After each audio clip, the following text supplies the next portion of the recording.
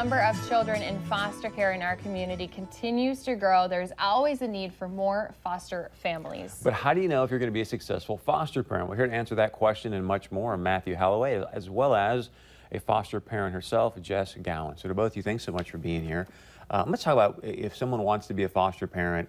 How does it work? What kind of things are you looking for? Absolutely. So some of the qualities we're looking for in people are individuals who are patient, caring, loving, just willing to open their home. And reach out to us. We can work with you. We really want to start the process by sitting down and going through and talking through the options that you have as being a foster parent. And it is a process that you go through, but we will take you through that. And you do have to be licensed. So how easy is it to get that? Well, it is a process, and Jess can speak to that as well, actually going through the process, but it can take, you know, anywhere from 2 to 4 months to license, and then there's training that goes on in addition to that. So Jess, I want to hear your story. I think a lot of people are like, hey, that sounds like a good idea, but there's some trepidation around it. What hit your heart to go, oh, you know what, we're going to open our home to some foster kids? Well, it's a long story. It was a long process, but I was volunteering with the Children and Teens Grief Camp, and I met a few individuals that were in foster care. And even though they had so much loss in their life, they still were the happiest campers that we had at camp. And they just melted my heart, and I knew that it would be a great idea if we could become foster parents. So we started talking about it, and once we moved into a different home and I realized that there was another bedroom, pushed a little bit further, and we started the licensing process. And now you've been doing it for 3 years, you said? Yes. We should be coming up on an anniversary pretty soon, but somewhere in there. So it sounds like it took a little bit of talking into with your husband. How was that process, and is he now happy that you guys have made the decision? Or? Yes. He is a great co-parent, so we do a lot together. And I think he was very hesitant, like anybody would be. I always come up with these crazy ideas, and this was just another one of them. And it just has really worked for our family. Mm-hmm. We have a 2-year-old of our own, so our house is always shifting, our dynamics in the home, but I wouldn't have it any other way.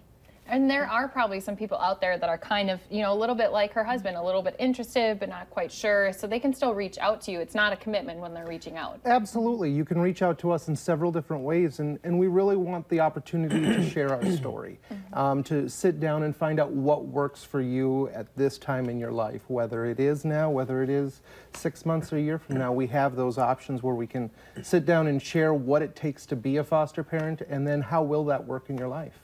Just, I think the thing that always amazes me is you go into something like this thinking, oh, look what I'm going to do for these young kids, and you end up getting probably more out of it than they do. So what's that been like for you?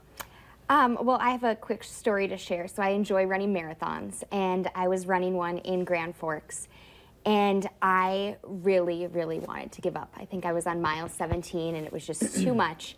I wanted to start walking. I wanted to quit, and out pops my foster son, and he said to me, he's like, Jess, you're doing so great. Keep going. You're working so hard. Like, you're faster than you think you are.